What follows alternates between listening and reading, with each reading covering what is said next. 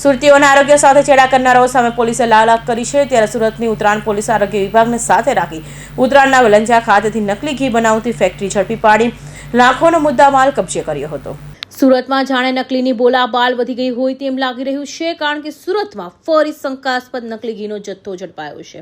લોકોના સ્વાસ્થ્ય સાથે ચેડા કરનાર સામે ઉત્તરાયણ પોલીસે આરોગ્ય વિભાગની ટીમ સાથે મળી કાર્યવાહી કરી હતી।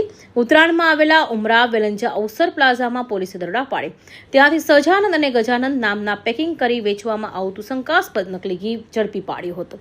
પોલીસ સ્થળ પરથી 3.50 લાખની કિંમતના શંકાસ્પદ ઘીના ડબ્બા તથા 1.44 લાખથી વધુની કિંમતના મશીનરી, એસએસની બોટલ, કલરની બોટલ, થર્મોમીટર સહિત કબજે કરી નિહારવા મોવલિયા અને પિયુષ સાંગાણીની અટકાયત કરી વધુ તપાસ હાથ ધરી હતી।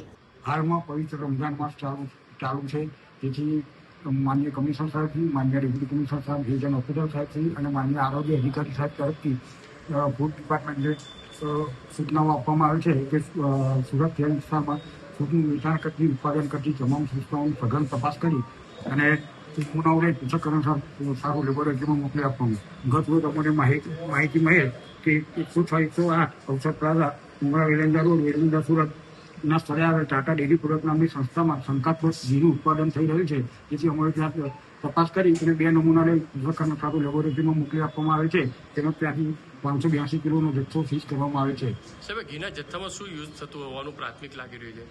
આ ઘીનો જથ્થો શંકાસ્પદ હોવાનું લાગી રહ્યું છે અને તેમાં વેજીટેબલ ઓઇલની મિલાવટ થતું હોવાનું શંકા થઈ છે।